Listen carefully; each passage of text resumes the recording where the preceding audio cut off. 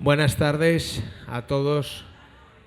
Mil gracias. Vamos a pasar a presentar El aviador, la novela de Carlos Fortea. Para mí es una alegría presentar este libro. Es la tercera novela que Carlos Fortea tiene publicada con nosotros, con la editorial Nocturna. Y aparte de autor de la casa, puedo decir que Carlos es un amigo, ¿no? Es decir, a Carlos y a mí nos ha unido el amor por la literatura y entre otras muchas cosas, ¿no? Entonces es un placer siempre trabajar con él porque es autor y es amigo, que esto no siempre ocurre, que uno tenga tan buena sintonía con aquel con quien trabaja, ¿no? El aviador es una novela histórica. Recoge algunos personajes de una novela anterior, claro, de Los jugadores, pero no es una segunda parte. Esto ahora Carlos que nos lo cuente, porque muchos lectores piensan que Los jugadores, que el aviador es una segunda parte de Los jugadores, y es una novela que puede leerse, que se lee de manera completamente independiente, ¿no? Entonces por ahí viene un poco la primera cuestión que te lanzo, ¿no? ¿Por qué te apetecía o por qué decidiste continuar o recoger a algunos personajes de Los jugadores? Y un poco la elección de ese contexto que es tan interesante, ¿no? La novela transcurre en la Inglaterra justo después de la Guerra Civil, en la Segunda Guerra Mundial. ¿Y qué te daba este contexto que te interesaba tanto, ¿no? Gracias por las palabras de presentación, Lorenzo. Gracias a la Semana Negra por la invitación. Es una gozada volver aquí. Entro en lo que me dices. Cuando yo fui a escribir esta novela, yo siempre empiezo a escribir con una imagen. Tengo en un momento determinado una escena en la cabeza. Pasa algo, quiero ver qué pasa. Quiero seguir a los personajes que ocurren en aquella escena. Y en aquel momento, yo tuve una escena de una fiesta de sociedad donde está ocurriendo un incidente, ¿no? Con un invitado que se extralimita y demás. Y a partir de ahí empezó la acción. Y cuando empezó la acción, y la acción estaba ubicada en el Londres de la antesala de los bombardeos de la Segunda Guerra Mundial, es decir, en el Londres inmediatamente anterior a lo que se llamó el Blitz, a la batalla de Inglaterra, allí se reunían una serie de personajes españoles, unos exiliados de la Guerra Civil y otros no exiliados, pero que estaban viviendo en Londres por otras razones. Y en un momento determinado, sin saber muy bien por qué, pensé que mi novela anterior ocurría en 1920, es decir, 20 años antes, y pensé, ¿qué ha sido de mis personajes? ¿Qué ha sido de aquella gente, ¿no? Y bueno, pues los recuperé. Aparecieron allí con 20 años más, contándonos cuál había sido su devenir, ¿no? Y esa es la única razón que vincula una novela con la otra, que por lo demás se pueden leer completamente separadas. Sí, Los jugadores, podemos decir quizás que era una novela más coral que esta, sí. Aunque aquí también hay muchos personajes, pero aquí hay un personaje principal, que es el que da título a la novela, el aviador, que es un personaje que a mí me interesa mucho. Es un personaje ambiguo moralmente, es un personaje que ha luchado en el bando franquista y que sin embargo pues se da cuenta de que las cosas no son como él pensaba que serían, ¿no? Entonces... Bueno, no vamos a hacer spoiler, como se suele decir, pero el protagonista, el aviador, el que da título al libro, es un nominalmente al menos, es un general franquista que está ocupando un puesto de agregado aéreo en la embajada en Londres, en la embajada de Franco en Londres, pero desde el principio se ve que ahí pasa algo, desde el principio se ve que ese no es su sitio natural y que por alguna razón está ahí y queremos saber por qué razón es, ¿no? Y casi toda la novela nos lo pasamos buscando la razón por la que está allí el general Rojas, y es lo que no voy a contar. Había una trama secundaria, digamos, que a mí me resultaba muy, muy interesante de toda la vida. Yo he sido muy seguidor de la historia de la aviación española, que es una de las grandes desconocidas para los españoles, ¿no? La mayoría de nosotros no tiene conciencia de que los aviadores españoles fueron absolutos pioneros de la navegación aérea y de que mucho más allá de la aventura del Plus Ultra, que sí conocemos más o menos, hubo muchísimos más viajes de larga distancia, digamos, con aquellos cacharros que se sostenían a duras penas en el aire y que dieron lugar a muchísimas historias realmente emocionantes, ¿no? Entonces yo también quería seguir en este libro esa historia, ¿no? Entonces el aviador que da título al libro forma parte de la primera escuadrilla militar española de 1912 y ahí se va contando un poco cuál es su evolución también como pionero del aire, ¿no? Desde una perspectiva que a mí me permite contar también lo que pasaba en España, ¿no? Y lo que ocurre en esos años. No se trata tanto, tú has dicho antes que era una novela histórica, ya sabes que yo siempre discrepo de eso. Sí. Es una novela de ambientación histórica, es una novela que ocurre en un periodo Claro. de la historia, pero es una novela de personajes, no una novela de acontecimientos. Es muy bonito de la novela, como esto que comentas, por seguir en el presente, digamos, de la novela, que es previa a los bombardeos de Inglaterra. Este personaje es un personaje muy melancólico, muy desencantado, ¿no? Está como un poco de vuelta de todo.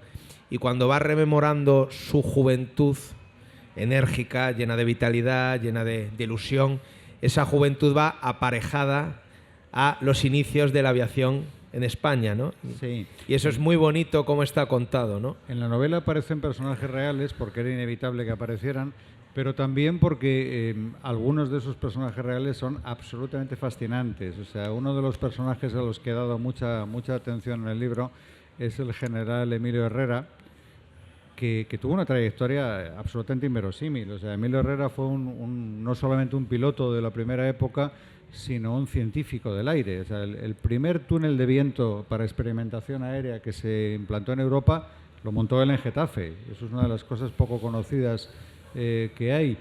Y después de eso, incluso después de las acciones que ocurren en la novela, Emilio Herrera sería el diseñador del primer traje espacial conocido como tal, que de hecho la NASA utilizó como base para el traje de Neil Armstrong, a tal punto que cuando los astronautas del Apolo 11 volvieron de la Luna, trajeron piedras lunares expresamente para regalar al general Herrera, en agradecimiento por su contribución al programa espacial, ¿no? Es un ejemplo de todas esas cosas desconocidas que comento, igual que es desconocido, y también lo comento en la novela, que la invención del motor a reacción es un invento español del capitán Virgilio Leret, que fue a su vez el primer muerto de la Guerra Civil.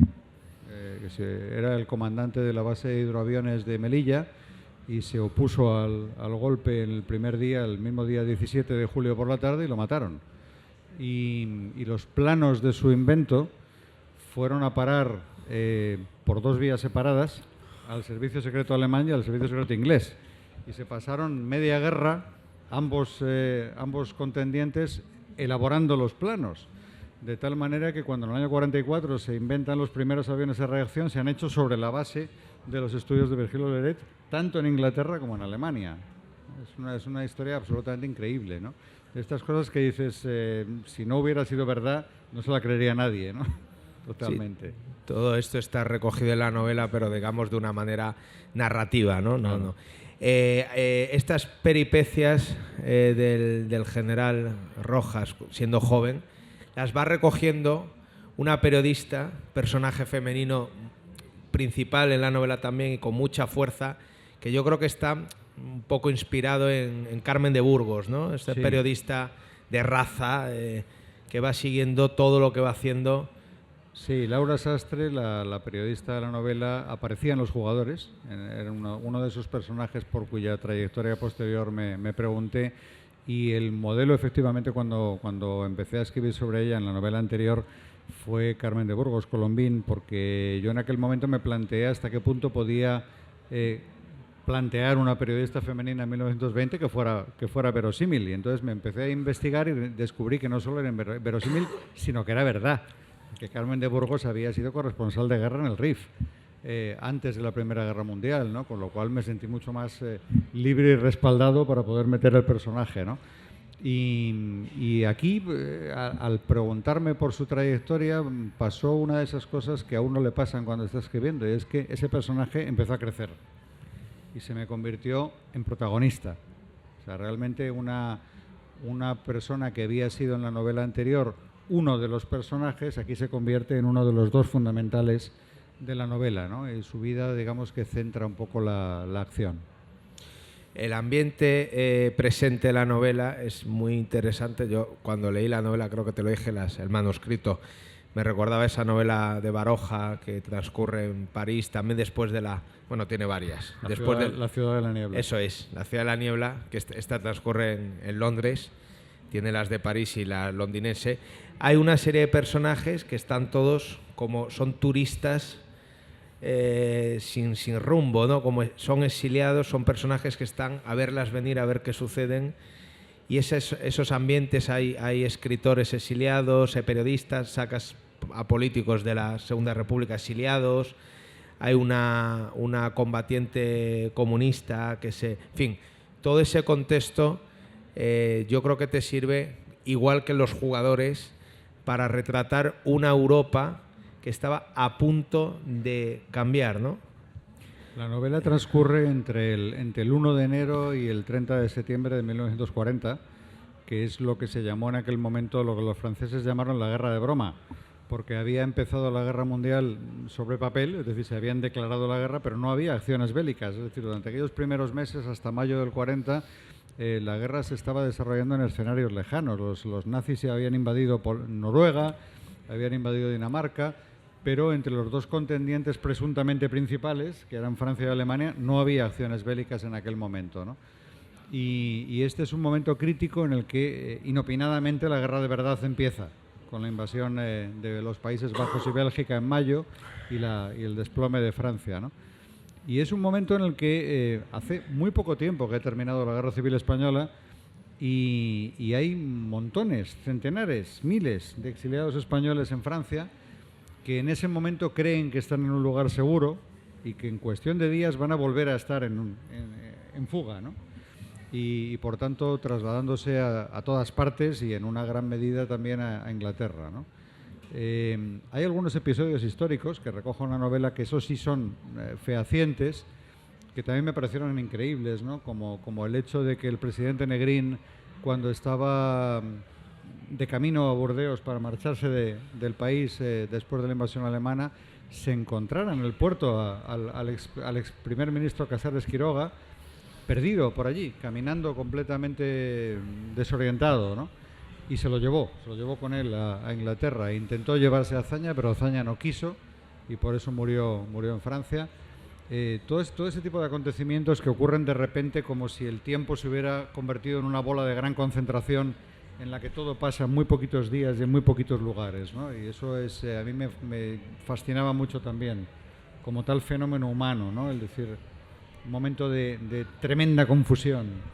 Sí, ahora que que has hablado del episodio ese, tú recoges en la novela varias anécdotas y varios episodios que son reales, sí, y aparecen personajes reales, no solo personajes inspirados, no, sino personajes reales con nombres y apellidos. Quería preguntarte eso, los jugadores hacías igual, recuerdo que se lea Churchill, bueno, ¿cómo trabajas, cómo que esa mezcla o esa amalgama entre personajes inventados por ti y personajes reales que los ficcionas, ¿no? En el momento en que escribes sobre ellos los estás haciendo también personajes literarios, claro, ¿no? Lo que pasa es que para mí es muy importante y siempre es una preocupación grande que tengo el que si esos personajes reales van a hablar, para simplificar, lo que digan sea parecido a lo que hubieran dicho. Claro, decir, intento no tomarme libertades, intento que la ficcionalización no se convierta en una carta blanca para hacer lo que quiera, ¿no? Con lo cual intento documentar muy bien todo lo que cuento. De hecho, el capítulo que describe el viaje del presidente Negrín a Francia, ahí incluso tengo cita bibliográfica en una nota no a pie de página, al final del libro, porque es la descripción que hizo el embajador de México de cómo fueron las últimas horas de Negrín en Francia, que una vez más, si no estuvieran en un documento oficial del Ministerio de Asuntos Exteriores mexicanos, no te los creerías. O sea, los detalles que aparecen ahí me obligaban a explicar que eran verdad, porque si no se me hubiera acusado de exageración directamente, ¿no? Pero fue una huida tremenda, ¿no? En unas circunstancias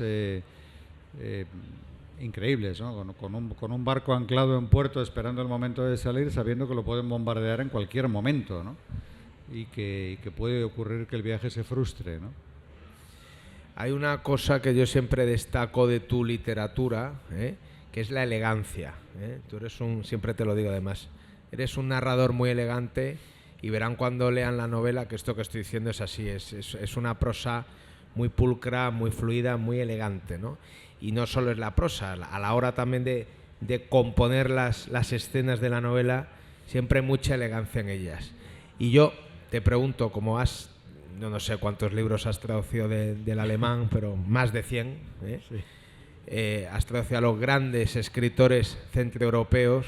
¿En qué medida esta literatura centroeuropea, elegante, gran literatura, te ha influido o qué cosas te ha enseñado a la hora de hacer tu propia literatura? Pues mira, seguro que me ha influido porque es inevitable, es decir, he traducido alrededor de 150 títulos y bueno, pues inevitablemente te acaban contaminando. Si has traducido, como es mi caso, 12 libros de Stefan Zweig, claro, algo te va a influir. No voy a decir algo se te va a pegar, más quisiera yo, pero algo te va a influir, ¿no? Pero sobre todo yo lo que más destacaría es lo que me influye el oficio de traducir a la hora de escribir. Porque más que los autores concretos es determinados hábitos, ¿no? O sea, por ejemplo, yo como traductor no puedo nunca prescindir de la precisión. Yo no puedo elegir la palabra que quiera cuando estoy traduciendo a alguien, sino la palabra que necesito para esa traducción concreta, ese momento concreto, y eso se convierte en un vicio. A partir de un momento determinado, la búsqueda de la palabra exacta es algo que ya te acompaña siempre. Y entonces, cuando yo estoy escribiendo, también intento ser muy preciso y probablemente eso es lo que tú llamas muy amablemente elegancia, que no es nada más que una búsqueda de una minuciosidad, ¿no? De una exactitud. Y luego probablemente me haya influido también la sintaxis alemana y haga más subordinadas de las debidas, pero bueno. Bueno, es precisión, es elegancia, porque Bukowski es un escritor preciso y elegante precisamente no es, ¿no? O sea que son las dos cosas. Aquí tenemos también una magnífica traductora, Eva Cosculluela, que seguro que estará de acuerdo con esto que has ido diciendo. Bueno, y ya para ir terminando, ¿en qué andas metido ahora? Porque tú siempre estás, no con una, sueles estar con varias a la vez. Pues y le vas dando salida a la que mejor o más fácil te va saliendo, ¿no? A la que más te seduce. Ando metido, tú sabes que en este caso esta novela ha sido peculiar en mi trayectoria, porque yo normalmente cuando termino un libro empiezo otro. O sea, estoy siempre escribiendo, ¿no? Y este libro me dejó de alguna manera vacío. Fue un libro en el que realmente tuve la sensación de que había dicho todo lo que quería decir. Y a la hora de volver a empezar otro proyecto me encontraba con que tenía la sensación de que ya lo había dicho, estaba repitiéndome, ¿no? Y me ha costado bastante trabajo encontrar un hilo nuevo, que por fin lo he encontrado y estoy ahora en ello y estoy haciendo una cosa completamente distinta, de la que no voy a hablar porque no hables. Me he vuelto ya, como todo el mundo, supersticioso con esto. Sí. Dices, si dices lo que vas a hacer, no lo haces. Con lo cual, vamos a dejarlo en que voy a hacer otra novela. En estos años, cada vez que me has hablado de la novela que estabas haciendo o que querías hacer, la has dejado. Exactamente, la culpa es tuya. No digas nada, la culpa es mía, efectivamente. Ya para terminar, hemos hablado de Los jugadores, que es una novela que transcurre en la Europa de entreguerras, ¿no? O sea, justo durante los pactos de Versalles. La segunda novela, El mal y el tiempo, es una novela muy distinta a estas dos. Es una novela contemporánea con una trama policíaca en dos tiempos. Pero, Carlos, no sé si estarás de acuerdo con esto que te voy a decir. Yo creo que en cierto modo las tres novelas forma una suerte de trilogía. Fíjate, El mal y el tiempo, siendo tan distinta a priori de estas dos, hay unas preocupaciones, utilizas la historia también para reflexionar. Claro. Hombre, uno es quien es. Quiero decir, uno siempre está escribiendo sobre los temas que le agobian, ¿no? Entonces, esto sí que lo puedo decir. La siguiente novela en la que estoy trabajando vuelve otra vez a tomar la historia como elemento, en el sentido de que continuamente me pregunto por el pasado, ¿no? O sea, continuamente tengo la sensación de que no se puede vivir sin el pasado. O sea, la idea de que muchas veces incluso algunos de los problemas que tenemos son por no vivir con el pasado, o sea, son por no conocer el pasado, por no haber pensado suficientemente en las cosas que nos han precedido, ¿no? Yo, por ejemplo, soy un lector de Galdós fanático y a mí Galdós lo que me ha enseñado es que todas las cosas que siempre pensamos que son producto de los últimos 100 años son producto de los últimos 200, y que es bueno saberlo, es bueno tenerlo muy claro, ¿no? Con lo cual, pues vuelvo sobre esas preocupaciones, vuelvo otra vez sobre el relato de la historia. Somos gente histórica, somos gente que circula en un paisaje y ese paisaje es la historia, ¿no? Y no lo podemos evitar ni queriendo. Ahora que hablas de esto del pasado, recuerda, hay un proverbio oriental que dice algo así como que el pasado es lo que tenemos delante porque es lo que vemos. Claro, el futuro está en la espalda porque no lo vemos porque no ha sucedido. Es un ¿no? buen proverbio. Entonces, pues nada, muchísimas gracias. Les recomiendo que lean El Aviador porque es una novela entretenida, muy bien escrita y con la que van a aprender, que eso es importante. La literatura de Carlos siempre suscita en uno preguntas y reflexiones. Muchas gracias, Carlos, y muchas gracias a ustedes. Gracias a ustedes.